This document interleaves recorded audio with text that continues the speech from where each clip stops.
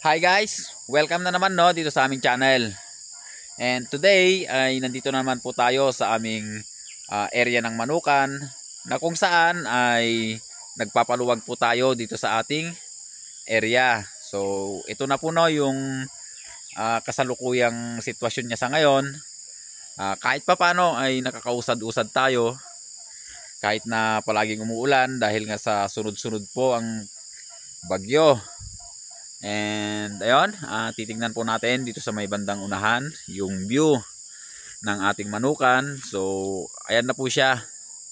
Kahit papano ay unti-unti na po siyang lumuluwag. And imagine mga ka-farmers no, pagka natapos po natin itong ating ginagawang pagpapaluwag ay talaga namang malaki-laki itong area na ating magagamit. So actually hindi pa po dyan yung talagang pinakadulo ng ating ginagawa. Kaya lang step by step lang po tayo or dahan-dahan lang po yung ginagawa nating pagpapaluwag. Dahil hindi naman po priority itong ating ginagawa. So sinisingit lang talaga natin dito pagka may free na tayong time. And syempre priority natin yung ating mga alaga dahil sila naman yung dahilan kaya ginagawa natin itong pagpapaluwag na to mga ka-farmers. And makalat po dito, kung makikita nyo may nakalabas tayong mga square pen dito. So ginamit po natin to nung nakaraan. Nagpaaraw tayo ng mga manok na panabong, pero hindi naman siya naarawan no, na maghapon dahil nga sa umulan din agad. And yung mga manok nating panabong ay dinala na natin dun sa game farm. And nag-start na pong mangitlog yung isa mga ka-farmers. So ayan, bakante po ngayon dito. At yung mga kulungan natin ay talagang hindi pa siya nakaayos dahil nga sa limited pa yung ating area mga ka-farmers. And yung mga pabo natin, tinanggal muna natin dito mga ka-farmers dahil nga sa kitang-kita nyo naman, yun po ang problema natin no, sa ating mga alagang pato. Hanggat may nakikita po silang tubig, yun, hindi naman nila yata iniinom. Natapon lang, sayang na naman. And yung pabo natin na dalawa, nandito na. And yung 5 sisiw na itim, hindi masyadong makita dahil nga madilim na. Tapos ito na lang po yung natirang ano natin dito no, panabong natin, itong isa. Dahil hindi ko na po nilagay doon at balak po natin ibigay ito sa Pangasinan. So dito, nandito po yung 2 inahin natin na pabo. Problema natin, walang lalaki mga ka-farmers no. And dito sa banda rito is yung isang broodcock natin na matagal na at saka yung 2 inahin. So diyan po natin sila nilagay para hindi na po mahaluan ng lahi itong iba. So yung mga Brahma na po yung ginagamit natin. Madilim na no mga farmers dahil pauwi na rin po tayo. So ayan na yung mga manok natin, nakadako na. And naglagay na rin po tayo dito ng dagdag ilaw, kaya lang wala pang bumbilya. So ayan mga farmers. And dun sa gitna maglalagay pa tayo ng bumbilya para maging maliwanag naman dito sa ating Manukan. Ayun, talagang excited na po tayo mga farmers no na matapos na itong ating ginagawang pagpapaluwag at nang may isaayos na talaga natin itong ating Manukan. So imagine no mga farmers, pagka ito po ay natapos natin, talagang marami po tayong mga alaga may lalagay dito. So ayan, medyo malaki-laki pa pong lupa no, or marami pang lupa ang kailangan ditong itabon mga farmers. Kaya ang ginagawa po natin na pagtabas ng lupa ay nilinya muna natin. And kung sakaling magkulang, saka po tayo mag-a-adjust ulit at nang hindi naman sumobra yung lupa na itatambak natin. Pero lalagyan pa siguro natin dun sa may baba mga ka-farmers, dun sa kalsada para maging maayos naman. And puntahan lang po natin no, yung ating mga alagang kambing, daanan natin dahil nga sa hapon na rin tayo pa uwi na. At nang isabay na natin papunta dun sa ating area sa kabila mga farmers. So hanggang dito po no yung dulo ng aming nabiling lupa sa kahoy na yan, and hanggang doon sa kabila. So alam naman na yan ng iba. Lagpas 1 hektarya po ito ng mga farmers. Ang problema lang natin ay talagang napakahirap trabahuin. Pinapatag po natin mga farmers para makapaglagay tayo ng mga pabahay. So dito naman tayo pa rin pong gumagamit, at dati po itong taniman ng mga gulay.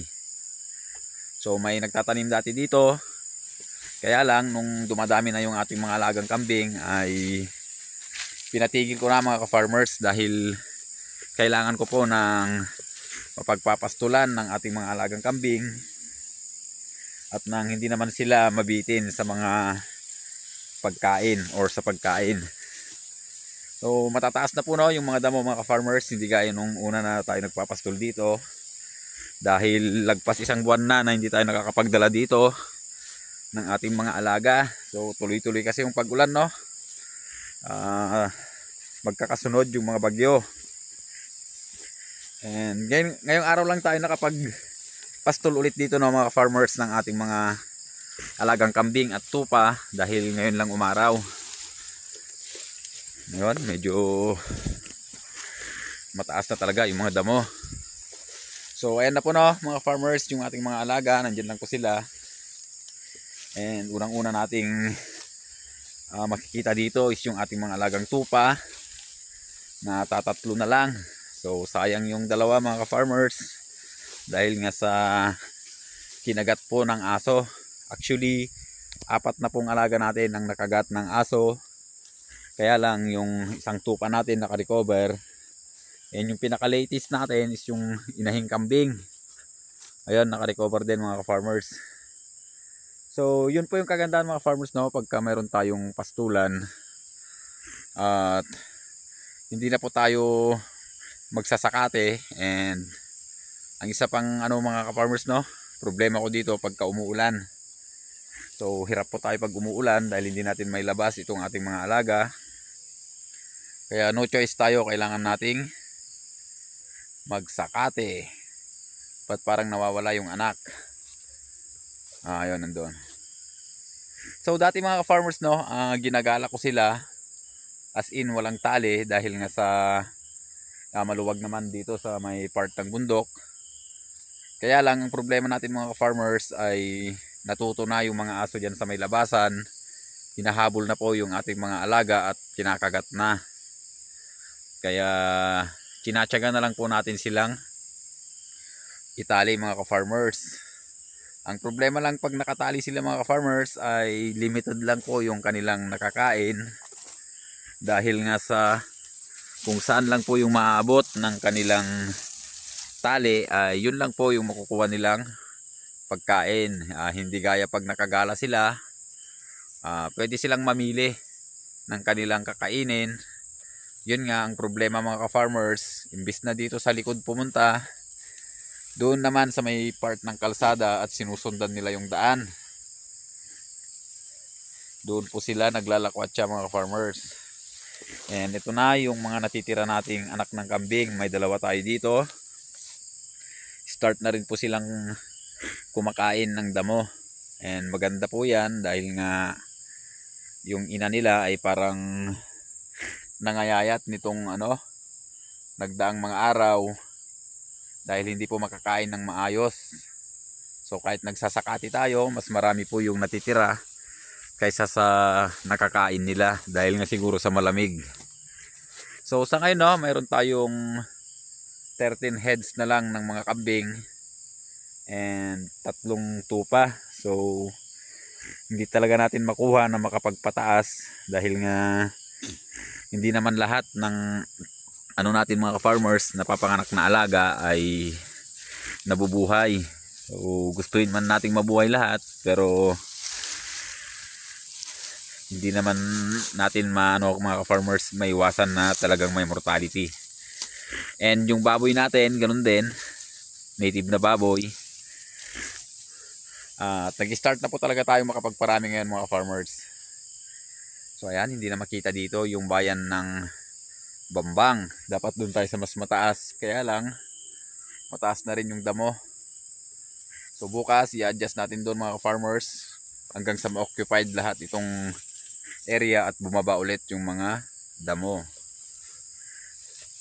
So ayun lang no sa araw na to mga farmers, dahil ipapasok na po natin yung ating mga alaga, and maraming salamat at kahit papano is may 100 na nanonood na sa ating mga videos.